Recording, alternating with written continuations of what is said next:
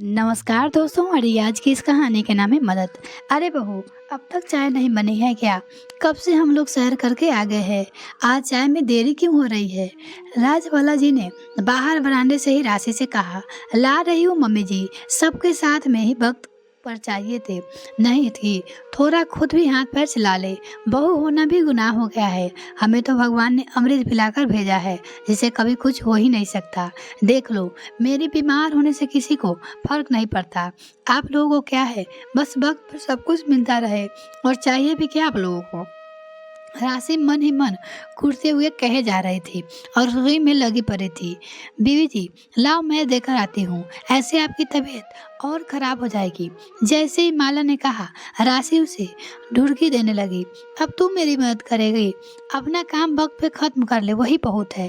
अच्छा चल, ये चाय बाहर बनाने में देकर आ जा। कह राशि सबका नाश्ता बनाकर अपने कमरे में जाकर चादर तानकर सो गई। माँ को सोया देख दिया को एहसास हुआ कि शायद माँ की तबीयत ठीक नहीं है। पर माँ तो माँ है, बोलेंगी भी कुछ नहीं, बस काम करती जाएगी और चिढ़ाती रहेगी। वो रसोई में माँ के लिए नाश्ता लेकर आई, साथ ही अपने पापा को भी बता दिया कि लो माँ, नाश्ता कर लो और दवाई लो। दिया प्यार से कहते हुए उसे नाश्ता करने के लिए उठाई। अब देखो, इससे बड़ा प्यार आ रहा है माँ पे। अब तो सब मिलकर जा रहे हैं। नाश्ता नहीं बनाया, अब तक लगता है टिफिन भी नहीं मिलेगा। सब तैयार कर दिया, जाओ अपना नाश्ता करो और टिफिन लेकर स्कूल जाओ, मैं ठीक हो जाऊंगी, राशि ने कहा और चादर से मुंह ढककर सो गई। मम्मा, आप हम स्कूल नहीं जाते हैं ना? देखो, मेरा ही मन नहीं कर रहा है, सुबह से 2 बार वॉशरूम जाकर आ गया हूँ, स्कूल में कैसे मैनेज होगा? तभी दिव्या ने आकर कहा। राशि सुनते ही उसका पेट चेक की और बोली, सब बहाने समझती हूँ, जाओ तैयार हो जाओ जल्दी से, नहीं तो बस निकल जाएगी। ये क्या मम्मी, दिव्या सच में बहुत सुबह से परेशान है। आपकी चिड़चिड़ सुन के वो मुझे बोला था, पर मैं चुप करा दी। आप ही ना, दिया कह कमरे में चली गई। तभी निकुंज कमरे में और राशि से बोले, तुम्हें लगता है जब तुम यहाँ हैरान होती हो तो कोई ध्यान ही नहीं देता, किसी को फर्क ही नहीं पड़ता? पर ऐसा नहीं, कभी कभी तुम हो तो बच्चों या फिर मुझे कह दो, बहाने मत बनाओ। जैसे तुमने अभी दिव्या से कहा, मुझे अभी अभी दिव्या ने कहा मुझे दवा देकर आराम करने बोल कर आया हूँ। दिव्या स्कूल चली गई, उसकी 12वीं की परीक्षा है। उसे ही पता है उसके लिए पढ़ाई ज़्यादा महत्वपूर्ण है। रही बात तुम्हारी बीमारी की, तो राशि सबसे परवाह है यार, बस तुम चिड़चिड़ करती हो, सब दूर भाग जाते हैं। नसाज है, तुम्हारी काम कर लूँगा, तुम खुद से कहोगी, नहीं तो पता नहीं कैसे तबीयत। अब तो चाय नाश्ता लो, दवा खाकर आराम करो, मैं घर, तुम चिंता मत करो। निकुंज प्यार से राशि को उठाकर चाय पकड़ाते हुए बोला, पता नहीं क्यों मैं मेरी तबीयत खराब होने पे बचपन से ही कभी किसी से कुछ नहीं कह पाई। बस लगता है सामने वाला समझ जाए और ऐसे रिएक्ट कर देती है। बच्चों को भी खूब ही सुना देता हूँ, मुझे माफ कर दो निकुंज। सच में कभी कभी जैसे शरीर साथ न दे तो सामने वाले कह देना चाहिए, नहीं तो घर का माहौल खराब होता है। सो अलग, और बच्चों को भी कुछ कहते डर लगता है। राशि ने उदास होकर कहा, जी बिल्कुल मैडम, हम भगवान थोड़ी ना है जो आपकी बीमारी समझ पाए। और फिर इस सर्दी में ये खांसी बुखार आम है, अपना थोड़ा ध्यान खुद भी रखा होता। पानी से बेसियों से हाथ धोती हो, स्वेटर पहनना पसंद नहीं है तो बताओ क्या होगा? अभी तुम आराम करो, मैं माँ को बोल दूंगा तुम्हारी तबीयत ठीक नहीं है। निकुंज उसे शॉल उठाते हुए बोला। कुछ ही देर में राजबाला जी राशि के पास आई और उसके सिर पे हाथ फेरते हुए बोली, बहू बुखार से तप रही हो, कह देती मुझे मना, रसोई की जिम्मेदारी तुमने उठा रखी है, इसका मतलब यह तो नहीं कुछ कर ही नहीं सकती। निकुंज बता रहा था, अभी दवाई दिया है, तुम सो जाओ, घर के काम होते रहेंगे, पहले तुम्हारी तबीयत ठीक होनी जरूरी है।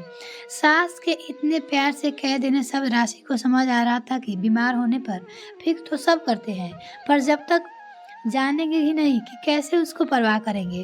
दोस्तों, बहुत सारी औरतें खुद को बीमार होने पे भी खुद के सारे काम करने में लगी रहती है, बोलती कुछ नहीं, बस पूरे परिवार पे चिड़चिड़ करती रहती। अगर परिवार आपके लिए महत्वपूर्ण है तो आप ही उनके लिए महत्वपूर्ण है। बच्चे की बीमारी माँ भाप लेती है, पर बच्चे जल्दी समझ पाते हैं। एक बार उनसे कह कर देखिए, जितनी समझ होगी वो आपके लिए आपके पास खड़े रहेंगे। हमारी नेक्स्ट कहानी के नाम है संस्कार। ये क्या बहू, तुम बिना घूंघट के बाहर चली आ रही हो? मोहल्ले वाले देखेंगे तो क्या सोचेंगे? हमारी इज्जत का जरा भी ख्याल नहीं है तुम्हें। हमारे खानदान में बहुएं बिना घूंघट के बाहर नहीं निकलती।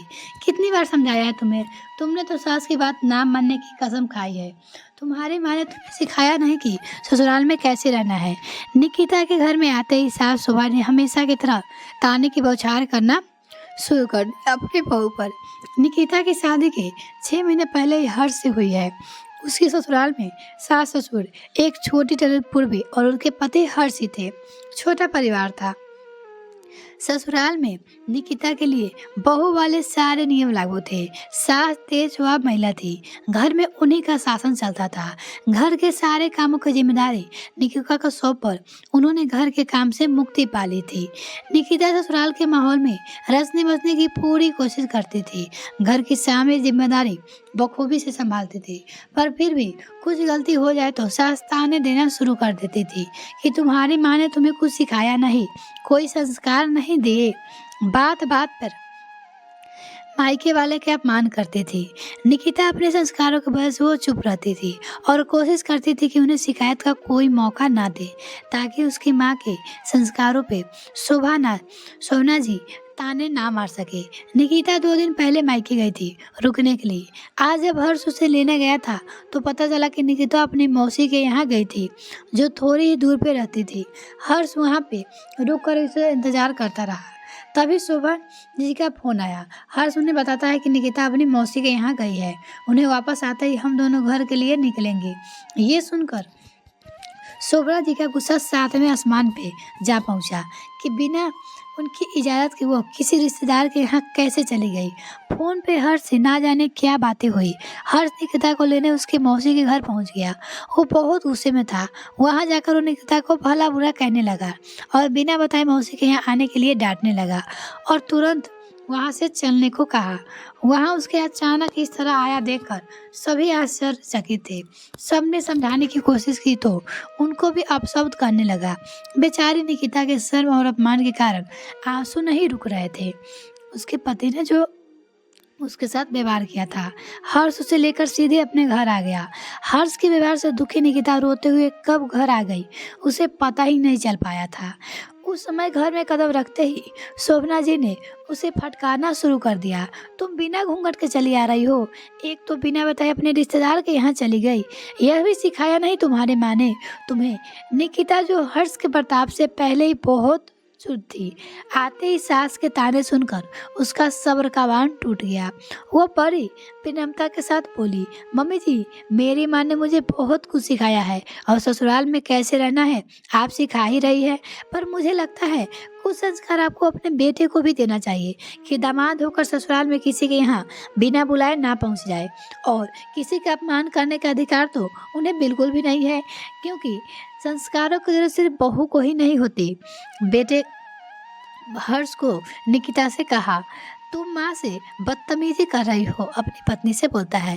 फिर निकिता बोली, मैं माँ से बदतमीजी नहीं कर रही हूँ, बल्कि उन्हें बता रही हूँ कि जिन संस्कारों को भी वो अपनी बहू से करती है उन्हें बेटे को भी होना चाहिए।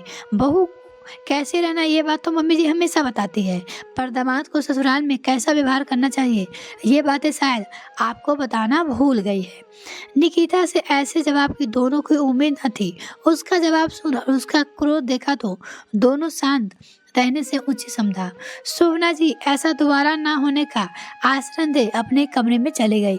इन दोनों कहानी में से कौन सी कहानी आपको सबसे ज्यादा पसंद आई कमेंट सेक्शन में लिखना ना भूले। वीडियो देखने के लिए बहुत बहुत धन्यवाद। अगर मेरे चैनल पर न्यू है तो प्लीज़ सब्सक्राइब कीजिए।